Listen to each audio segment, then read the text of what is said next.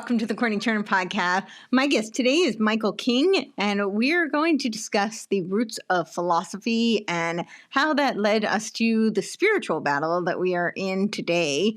And as you know, I talk about this quite often. These are very, very intertwined. I think of philosophy as like an operating system. So, if you're working in OS, you may not understand all the parts inside of it, but that is the framework, and you can't step outside of it. So it's really important that we understand the philosophical precepts that have led us to the battles that we're in, particularly the dialectical warfare that we're experiencing currently.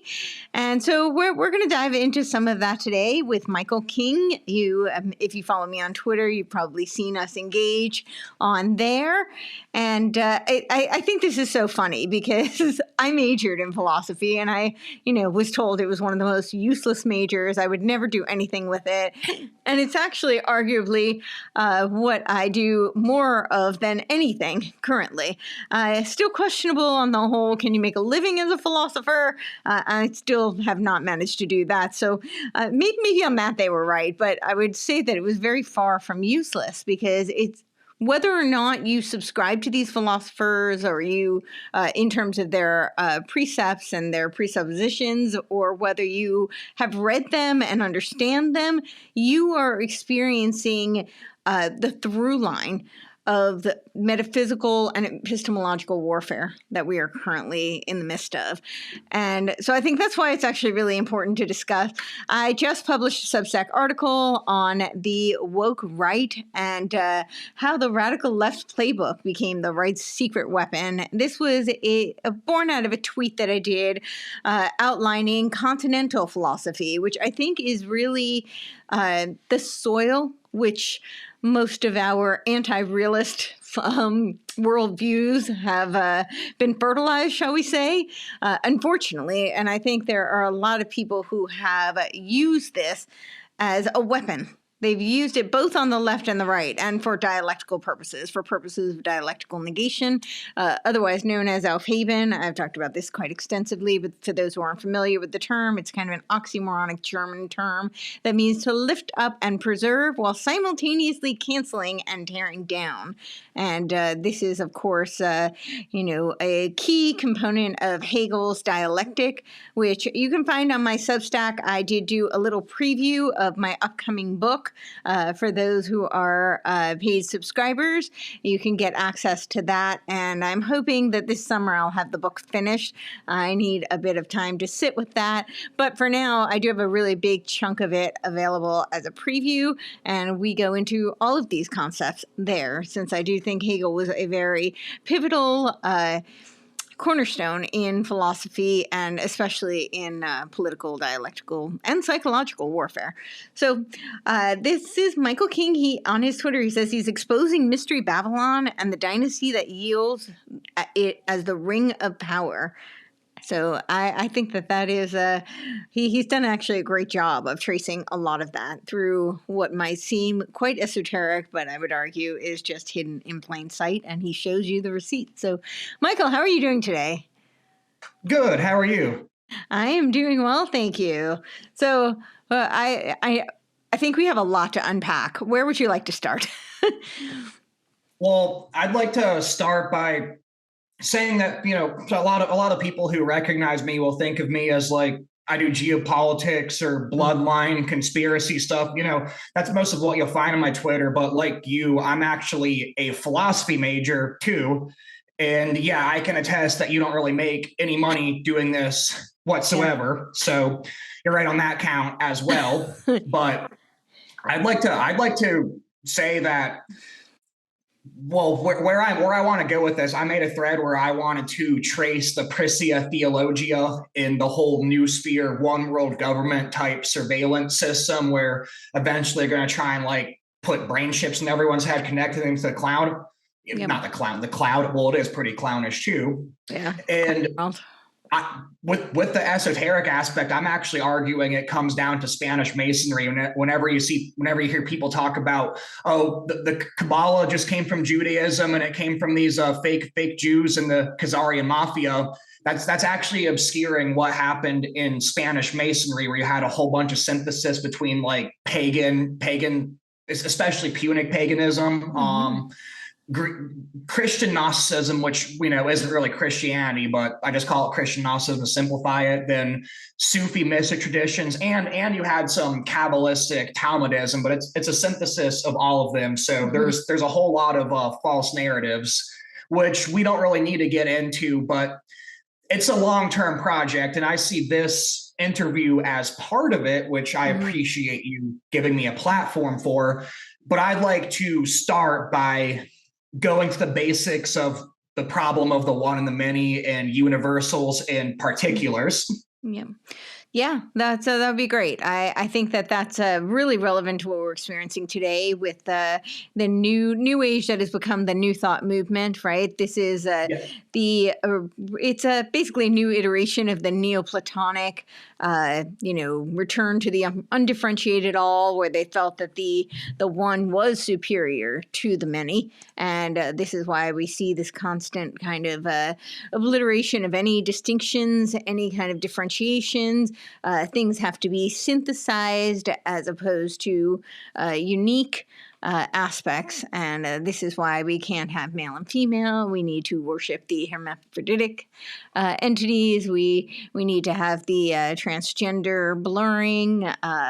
We can't have Jews and Christians and Muslims. We need to have theosophical soup, so we can usher in the one world religion and leading us towards the one world governance and so on. I mean, the list is very long, just a couple of examples. But yeah, I think that's a great place to start. And of course, this is really, born out of the ancient mystery cults. The ancient Greeks, of course, they called it the undifferentiated all, right? This is their notion of the one, and the Theosophists renamed it. They said this is source, and the whole journey of the human experience is to return to that source. So, yeah. It's been rebranded and renamed, and one of the issues that you have whenever like I've had these people come up to me and try challenging me to debate or whatever, and what makes it sort of difficult to engage these kind of people is these guys who peddle these kind of ideas. They have mythology that justifies their nonsense, but it's always made up and retconned, like right on the spot. And a good example is these holy grail myths. And I've made threads like posting about how they're like saying, oh yeah, well, to drink from the holy grail is to be aware of the ever constant presence of God. And of course, that's the one. That means obliterating distinctions. That means universal brotherhood, which is what you were talking about, getting back to the source. Like it's all the same thing, but they have different vocabulary for it. So if you use the wrong terms that's not particular to whatever nonsense they're peddling, they're like, oh, hey, you didn't actually research yourself, blah blah blah blah blah. Like, yeah, it's like if you're not like really well researched on this stuff and don't know how to wade through a lot of the details, it's like pitting Jello to a wall. Also, they can make just nitpicking words and evasion look like debate if you're not familiar with the kind of card tricks they use. Also. Yeah, absolutely. This is it's essentially critical theory. I mean, this is what I always know I'm dealing with a subversive whenever they play the nuance game. I'm like, okay, so we're gonna get into the weeds, and you're gonna argue with me that I don't understand it because I haven't used the exact same vocabulary, which you've already subverted that vocabulary anyway because you've redefined the terms, right? They take the same word, but their glossary has a different definition than the glossary that is the established definition. So you're not really.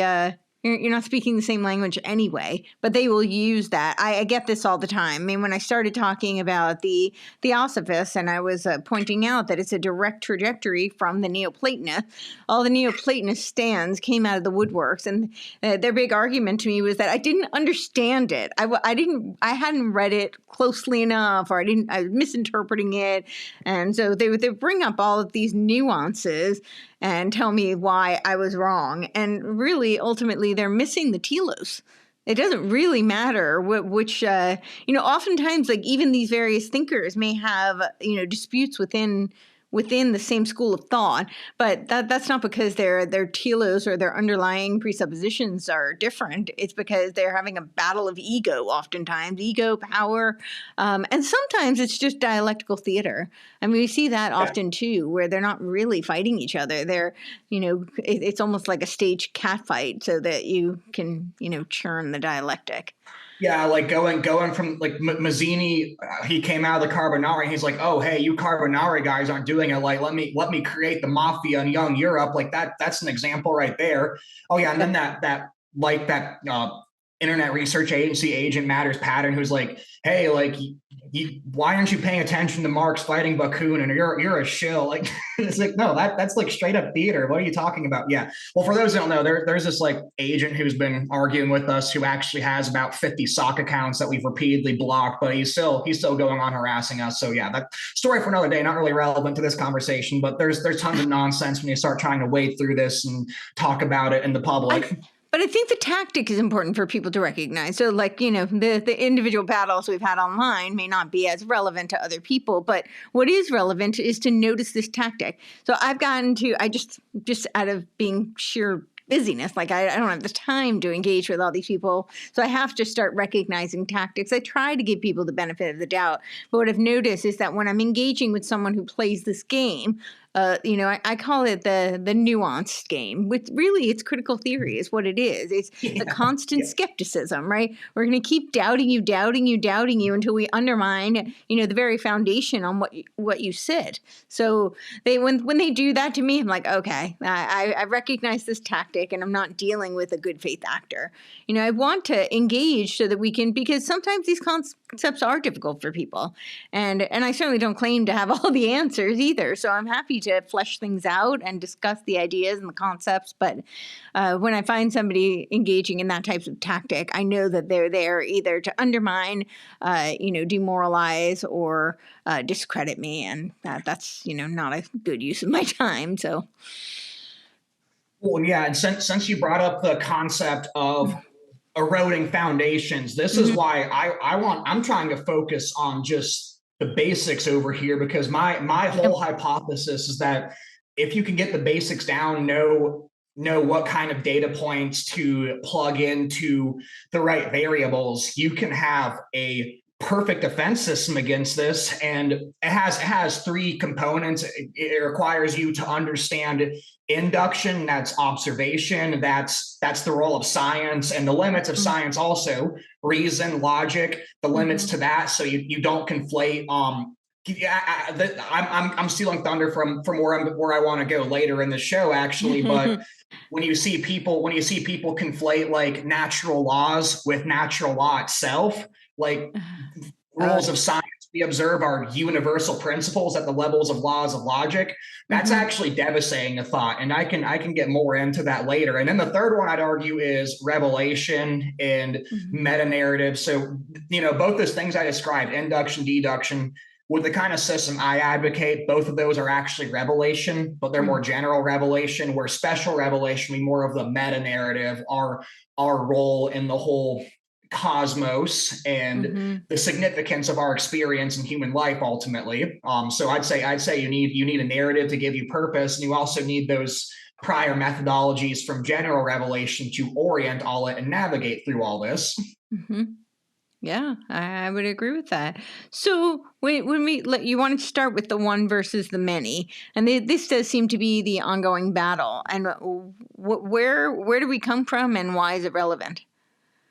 I'd say the one very important concept to grasp is one versus the many, or universals in particular. So it's very obvious that we live in a universe of both oneness and plurality. It's like you have no causal chain of events, for example, that's in isolation. In some way, whatever happens affects the big picture, as you could say. But also it's not really a closed system as we think of it. So rather if you emphasize the one or the many, you paradoxically get monism. Rather you're a pantheist or an atheist. And I'd argue that if you disorient any of those approaches, if you confuse the one for the ultimate or the many for the ultimate, you end up collapsing subject-object distinction, and you end up in the wizard circle where these, I'd argue, Spanish Mason-derived grifters, whether it's Marxism, fascism, any of them, can cast spells on you and bamboozle you and put you in some arbitrary category, have you waste your time fighting the wrong battles until they steal your civilization, destroy everything. And where do you feel like this is? Because I feel like a lot of that is very intuitive for most people, right? But then we get to Plato and Aristotle, and I feel like this is kind of where this battle really, I think in terms of Western culture and Western thought is, that's the crux of it. And then you have the Neoplatonists, who I feel like they really solidify this whole, discrepancy between the one versus the many, and they were glorifying the one, right? The one was far superior to the many. And then I feel like everything is really downstream from there. It's either you follow the line of Neoplatonic subversion, or and I'm curious your thoughts on this, but I don't necessarily subscribe to the whole Plato versus Aristotle as a villain or a hero. I think that both of them had merit. I think that there were elements that were more useful in each of them, Yes, and yes. less useful. Yeah. Well, that also gets into the whole. This might go over some listeners' heads, but you've heard the debate between radical realism and moderate realism. Mm-hmm. It gets into, like, I really don't. It's like if you can recognize that Aristotle and Plato are kind of similar and agreed on more than they disagreed on, then it shows you that whole debate is framed arbitrarily as well. Like, a lot of this is just made up distinctions to obscure things and get people to take sides when they really don't need to. And yeah, one more thing I want to add to that, though, is another thing that's been rehashed, though, as well as Neoplatonism, is actually Epicureanism. So Neoplatonism is once you go to the one, but Epicureanism and atomism is once you go to the many. So once we have atheistic systems, it's sort of a rehash of that, but it still gets to the same point, because it all ends up being monism, where one is everything. The ultimate being is one thing, and we're all just sort of appendages of that experiencing itself. Right. And this is what we see today, right? This is what we see with the new thought leaders, with the, even with the technocrats who are trying to foment singularity. Right? This is all about how. So I always frame it as being kind of a dialectic. This is just to bring it into modern day context, but I always frame it as this is a dialectic that is ultimately the end goal is the same. The telos is the same, but you have the technocrats who talk about, it's more of a forced singularity using technology. But then you have the, spiritual oneness, where they convince you that we're already one. Our consciousness is already all connected. And so therefore, what difference is, I feel like they're laying the groundwork so that, you can accept the technological singularity.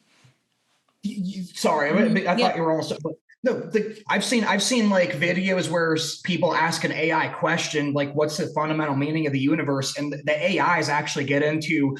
You see, you're stuck in the illusion of separation, where really we aren't separate, but we have our egos and everything, and our arbitrary desires, where we think we're different, but really we're all the same being. So let go of your passions, your wants. So, and what that translates to in authoritarian language is stop being selfish, stop caring about your rights, and just let us put a boot on your neck, or you're the problem. Yep. That's exactly right. They keep telling us we have to disown. We have to separate from our selfishness. Our selfishness is the problem. Right, that's the language that you hear from these the spiritually ascended, if you will. who are part of the Psychian class and know way more than us, and therefore they should rule over us, which, some would argue is what Plato is outlining with his philosopher kings, but I don't think so. Yes. I was actually about to get to that. And so where I want to get to, we're not going to be able to get to this in this first talk, but I eventually want to get to both Jonathan Edwards and Immanuel Kant, because Jonathan Edwards, he's not perfect. Like in Freedom of the Will, he definitely contradicts himself wildly. I'm not sure if you actually read that, but I'm just giving an example. But his general framework is what I advertise for. Then Immanuel Kant, he's the one who pushed altruism, where morality is defined by abstract categorical imperatives. So he removes teleology from what's right and wrong, where I would say there is an abstract set of right and wrong things, but it's derived from God's law, and God's law is based on his own character. And the best thing to do, the most selfish thing for us to do, if you define selfish as looking for your best interest, is to pursue a relationship with him and follow his. So he separates self-interest from this abstract law of categories that we need to abide by. And that's where you get you're not listening to the government. Stop being selfish. Yeah, I just did a whole thread on Kant, and I feel like he was really a very instrumental in the anti-realist framework, and it was done very. What were you gonna say? I want to get to him, but I want to lay the prior groundwork for how you end up getting like the dialectic between rationalism and empiricism, because if once you get that, like the kind of errors Kant makes are very clear. Because I remember before I studied the Enlightenment, I hear people criticizing Kant, and it just kind of went over my head. But then once I got in the weeds with Descartes, Spinoza, Locke, Hobbes, all these guys, it's like, oh wow, this guy's a wizard. Yeah, literally a wizard. Yeah. All right. So who do you want to go to next then? Well, I wanted back to what I was saying about universals versus particulars. So if you want to get out of the dialectic of the one versus the many, which I'd argue goes back to Democritism or Epicureanism versus Neoplatonism, I do agree with you that the whole mess of Plato is a big part of it. I just think there's another part of dialectic which might not be as significant because it all ends up in the same monism, but it all comes down to misunderstanding the one and the many. So we need to be able to understand universals and particulars. So a universal, that's pretty much just an abstract category for, if you have a predicate like the grass is green, that's a universal. And the grass, the thing you're talking about, that's particular, though grass can also be an abstract category, which in a sense is a universal also. So this comes down to, do our thoughts and do our language reflect reality? And if you say yes to that, you're called a realist. And that's the system that Courtney Turner and I both advocate for. So I'm going to read two quotes. First, I'm going to go on to Plato's dialogue with Euthyphro after this, but I want to let Courtney respond, because I'm sure that she's going to have a lot to say. So the first quote is from I'll just say, before you read the quote, I'll just say, so do you framed it as, does our language reflect reality, right? Are they abstract categories in their head? Yes. Right. And so the inverse of that would be that our language shapes it, and that's the first law of Hermeticism, which is mentalism. And that's what we're seeing pervasively today. Yes. So that's the dialectic. That's the Yes, exactly. So first one I'm going to read from is from Robert L. Raymond's New Systematic Theology, and this starts at page 50. An overwhelming of particulars. Everything in the universe is viewed by the philosopher as a particular.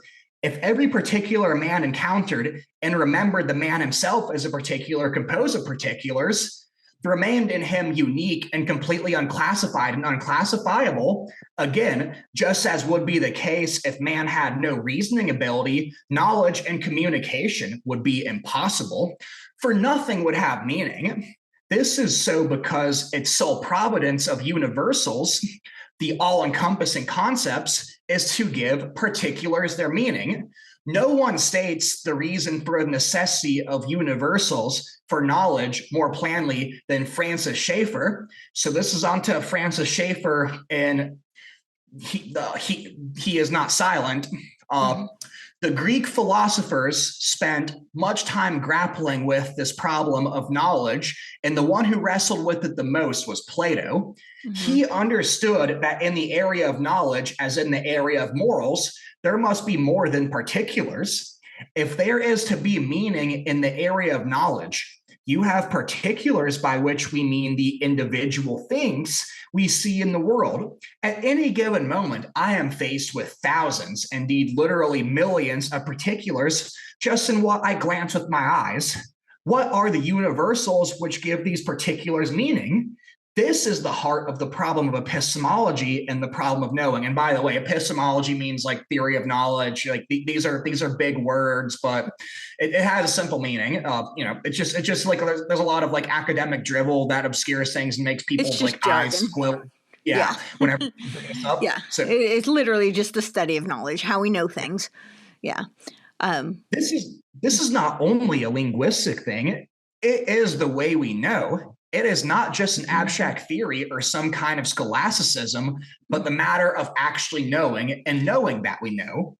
The Greek philosophers, and especially Plato, were seeking for universals which would make the particulars meaningful.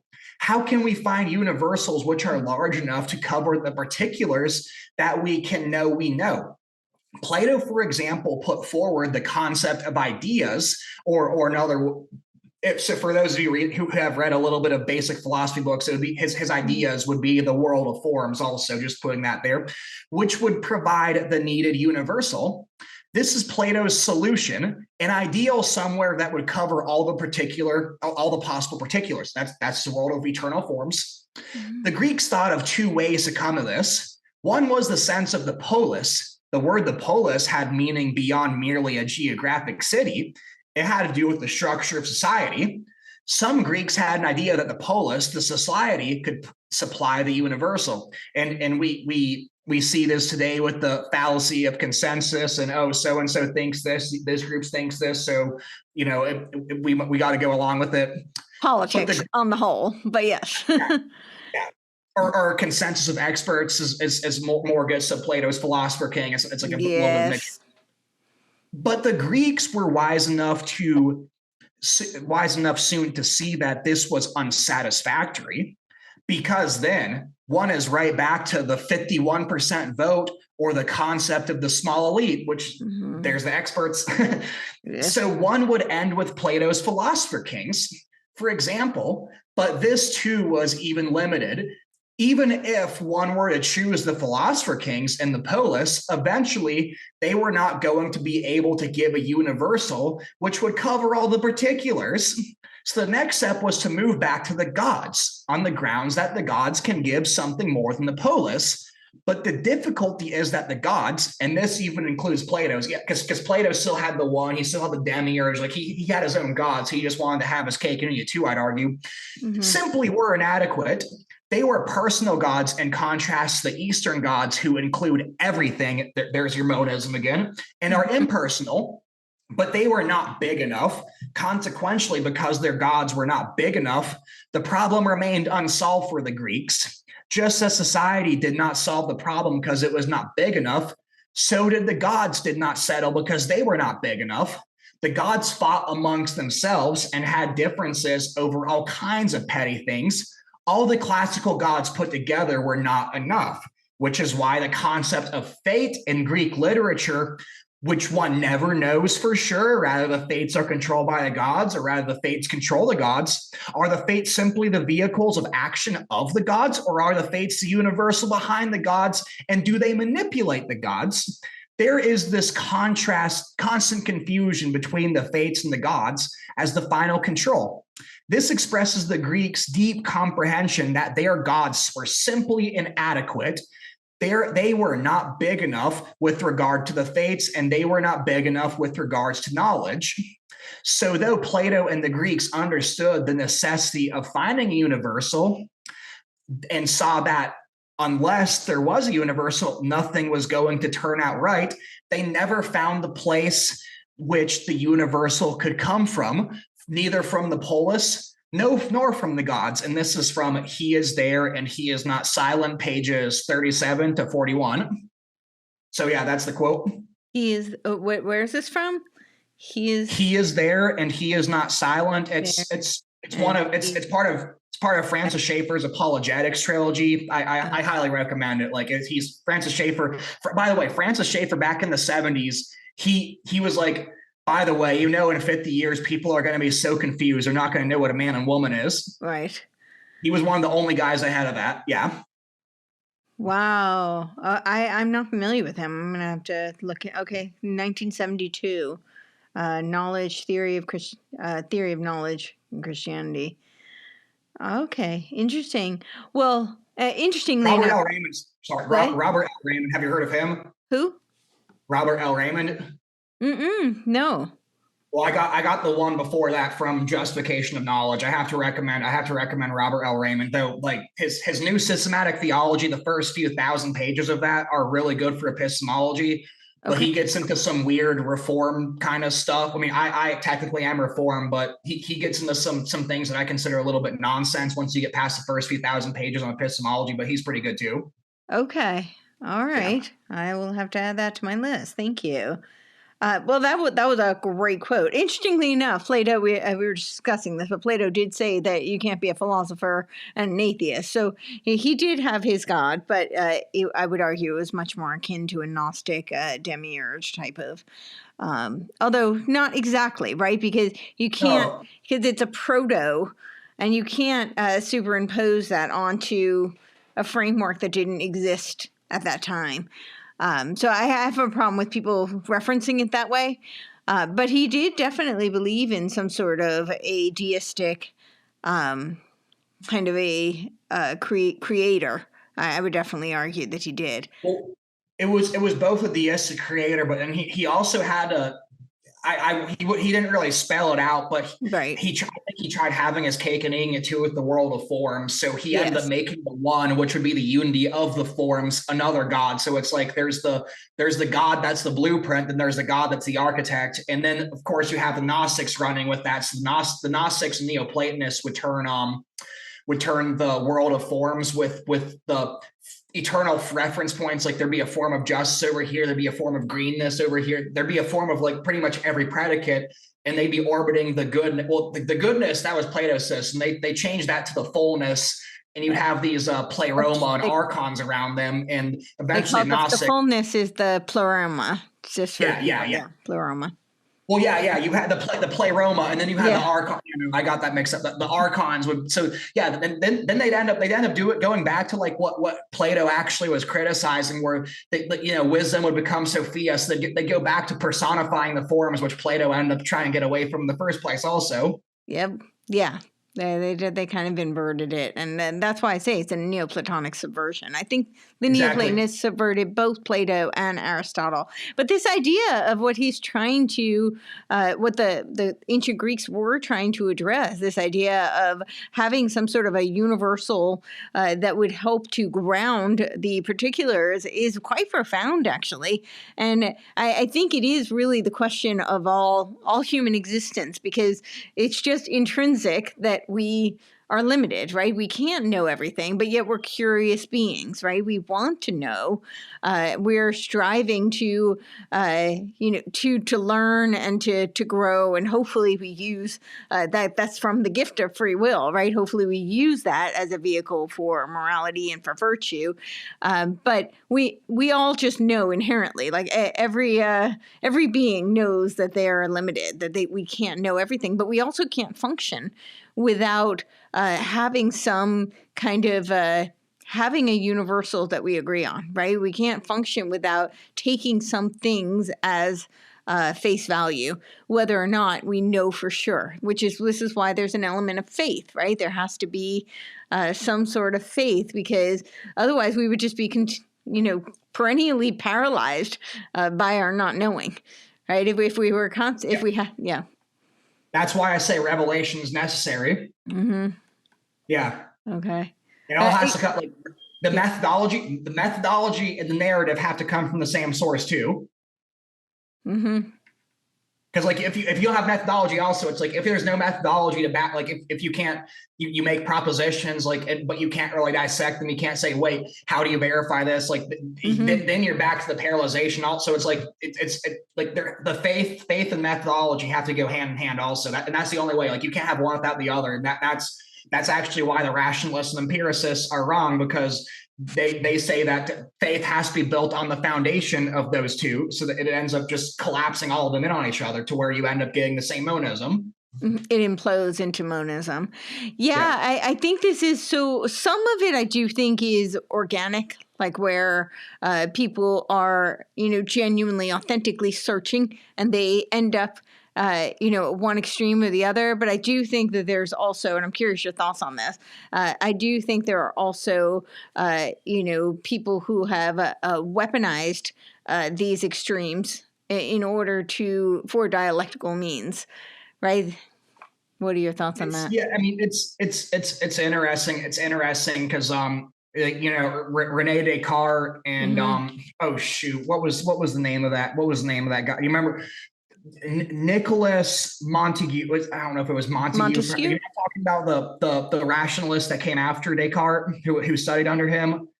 Nicholas. I sent him a mess. It's one of these French last names I have trouble pronouncing. Oh, no, Montesquieu would be much later. So, right? I don't think it would be Montesquieu.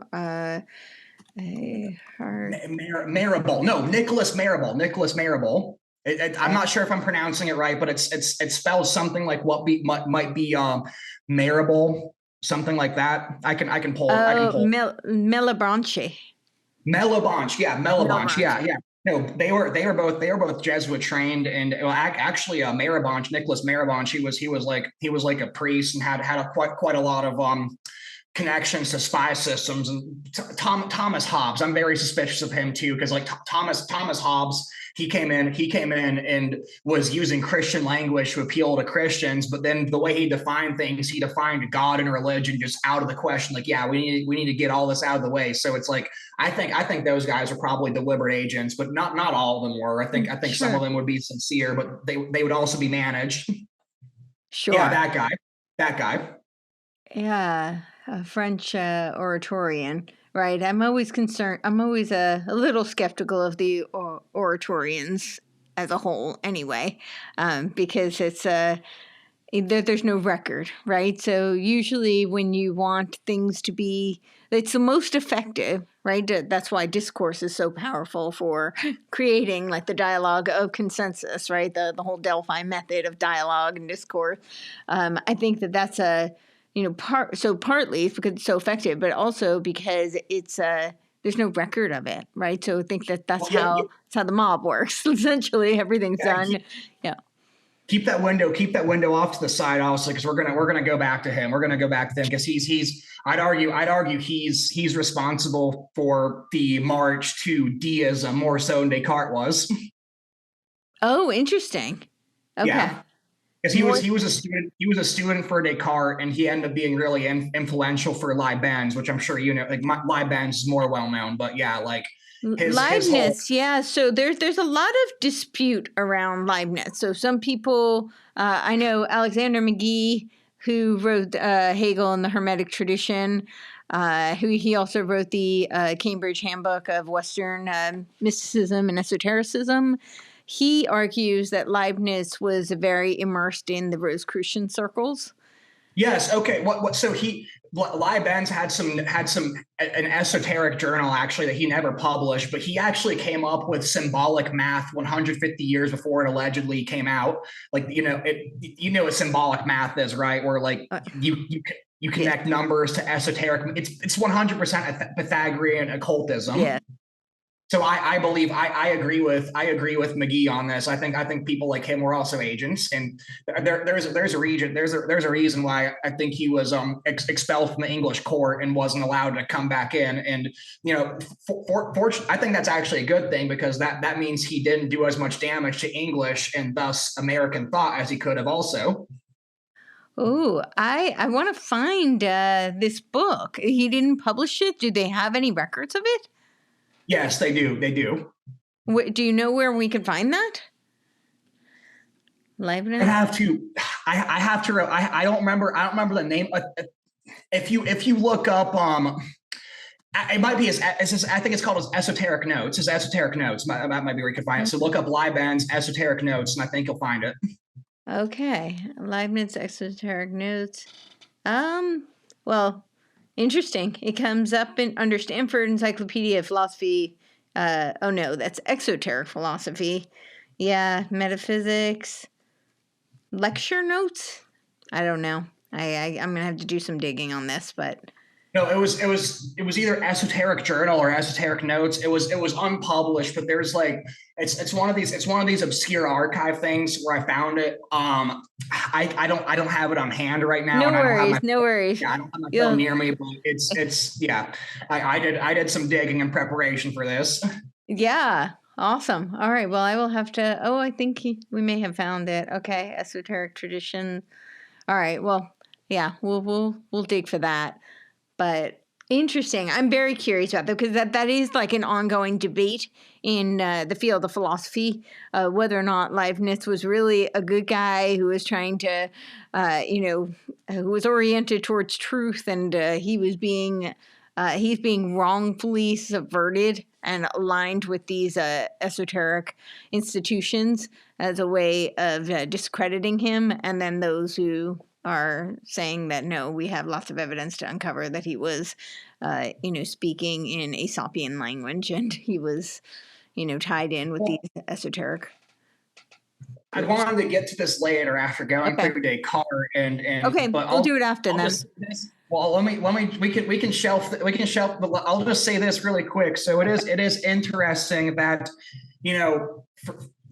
so Aristotle, Plato, when they were talking about the thing, the substance behind a particular, they called substance the universe behind a particular. So like the grass is green, or the idea of grass itself, they'd say that that's matter participating in a substance to give off instances of that substance. So what's interesting is Leibniz called that a monad. So on one hand, the monad was substance, and it could be framed as a plurality, but monad is also the Greek word for the one, going back to the one, the many. But then this goes back to that Nicholas, I forgot how to pronounce his last name, guys. He had something called occasionalism. So it's like substance is out here, and then it has this causal flow of instances, but they had this idea where like the occasions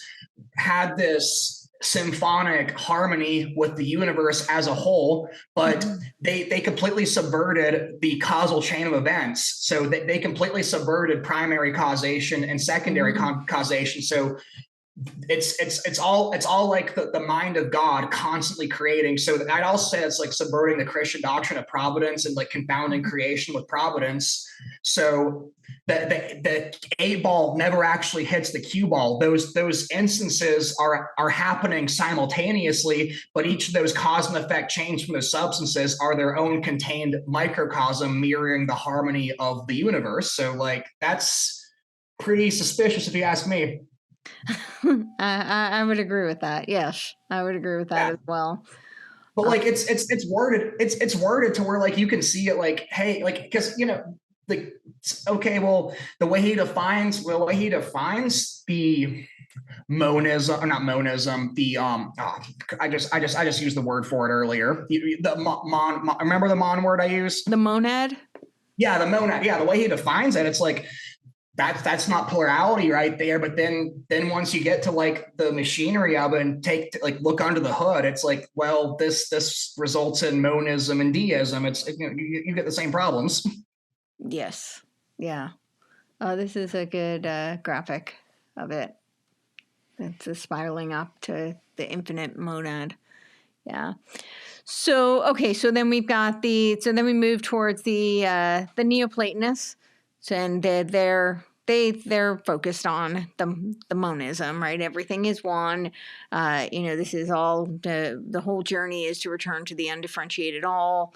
We have there were a couple of different, right? Like it was Plotinus was the most prominent, and then we have Origin and yeah, so I don't know. Where do you want to go next? I know I jumped ahead a bit, so. No, you're good. You're good. Well, hold on. I wanted to go back. So I read quotes from Robert Raymond and Francis Schaeffer describing the issue. So I wanted to go back to a primary source of Plato himself in his Apology of Socrates. So I sent you the link to this, the full thing. So after I sent this, I trimmed it down and put a little bit of commentary in there. So I'll be reading from both my commentary and the dialogue I copied and pasted. But the context for this is this is just a primary source showing how the Greeks wrestled with universals from particulars and how to categorize and distinguish things. So the context is Socrates and Euthyphro met by chance outside the court in Athens, where Socrates is about to be tried on charges for corrupting the youth and for impiety, for not believing in the city's gods and introducing false gods. So Euthyphro is there to prosecute his father for murder, and he ends up having a conflict of conscience because that means he's pushing for his father's own death. And he uses Socrates as a sounding board to soothe his conscience, only for Socrates to expose his cognitive dissonance and really rattle Euthyphro's cage. So I'm going to start here. Okay. My father and my family, says Euthyphro, flare angry with me for taking part in the murder of and prosecuting of my father. This shows Socrates how little regard for how little he knows about the gods and their piety. So he says, good heavens, Euthyphro, and is your knowledge of religion and things pious and impious so very exact that you are not afraid lest you too may be impious and bringing action against your father? So Socrates is like saying, hey, like, you're talking as if you have all the answers and what the essence of piety and impiety. So he's asking for what the universal is for piety and impiety and ultimately justice. Euthyphro responds, the best of Euthyphro, Socrates, is this knowledge, the knowledge of all such matters, to which in mock admiration Socrates replies, rare friend, I think that I cannot do better than be your disciple.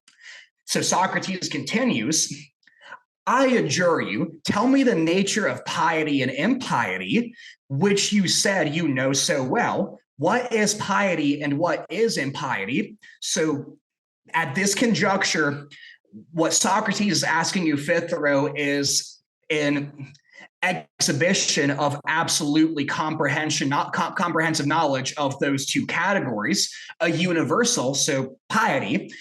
He says, good heavens, Euthyphro, and is your knowledge of religion and of things pious and impious so very exact that you are not afraid lest you too may be doing an impious thing and bringing action against your father? Oh, no, I already read that. My bad. I lost my place on the page. Oh, it's okay. So what is piety? What is impiety?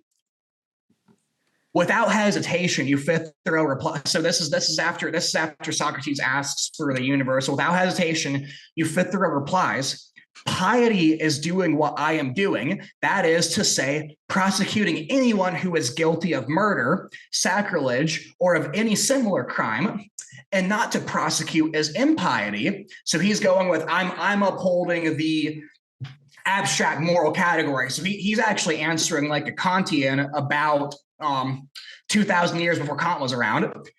After a brief interchange regarding Euthyphro's unquestioned commitment to belief in the Greek gods, and Socrates acknowledge it of his inability to do so, the latter returns to the original question.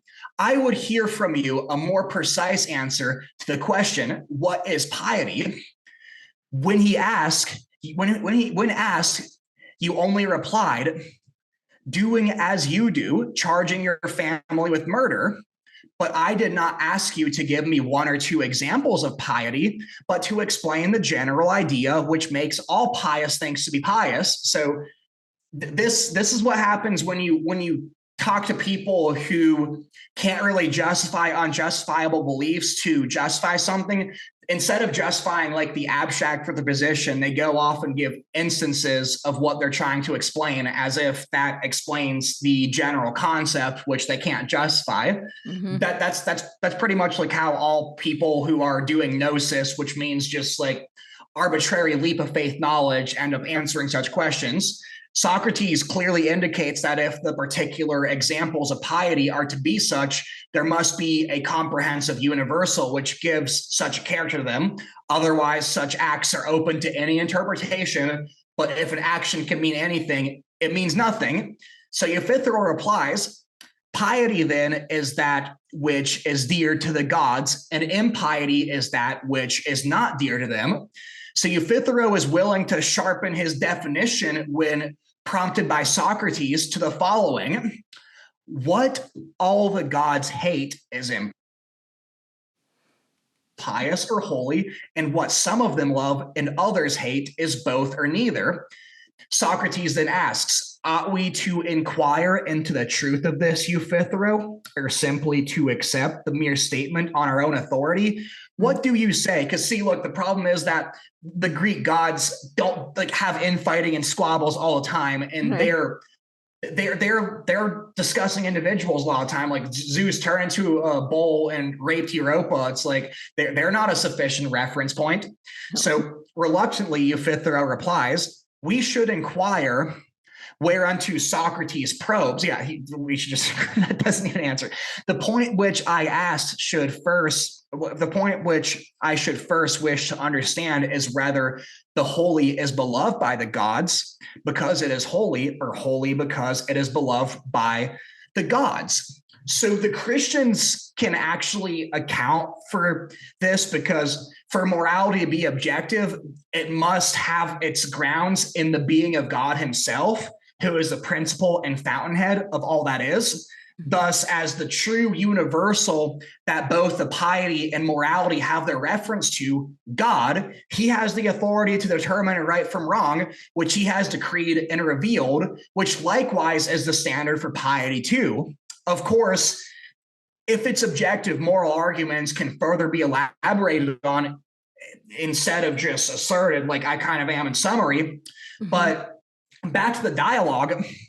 So is piety loved by all gods? Euthyphro, yes. Socrates, because it is pious or for some other reason? Euthyphro, no, that is not the reason. So it does not have to enter. So it doesn't even enter his head that it could be otherwise. It just is because it is. If you see Jay Dyer debate people like atheists on how to justify right and wrong, they just kind of go like, well, you don't hurt other people because it's just the right thing to do. They can't justify it. Like you see this conversation play out in so many different ways in the real world. Mm-hmm. It is love. No, it is love because it's pious, and not pious because it is loved. Euthyphro, yes. Then that which is dear to the gods, Euthyphro, is not the definition of piety. Then pious has been acknowledged by us to be love of God because it is pious, not to be pious because it is love. Thus you appear to me, Euthyphro, when I ask you what is the essence of piety, to offer an attribute, so that's another example only, and not the essence, their attribute of being loved by all the gods, but you refuse to explain to me the nature of holiness. I will ask you again, tell me once more what piety really is. Then Euthyphro says, I really do not know, Socrates, how to express what I mean. For somehow or other, our arguments on whatever ground we rest them seem to turn around. So he can't answer it. Then he turns around and walks away. So the dialogue concludes with Euthyphro dejected asserting, "I am in a hurry and must go now." So Socrates cries, "Alas, my companion, will you leave me in despair?" So all this points to the fact that for the Greeks, piety is something independent of their two small gods, something above the gods which they themselves do not determine and which remains beyond the grasp of unassisted human justification. So yeah, there was a couple times where I missed my spot and had to reread a line, so I hope that was easy to follow. But yeah, do you have any comments on that? Yeah, I mean, it's a lot, and it's quite profound. Actually, it's really interesting that if you think about how like the timing of this, right? This is thousands of years ago, and it's proto Christianity, right? So it's not like they have a frame; they don't have a reference for. The context in which what he's really asking, right? Socrates is now asking him to go deeper than what he already knows, which I think is really fascinating. If you really think about it, in like try and put yourself in that time period, to be asking those kinds of questions is it's really profound, which to me indicates that there's something intrinsic in humanity that wants to know. There's something intrinsic in humanity that does know, that it does have an intuitive sense that there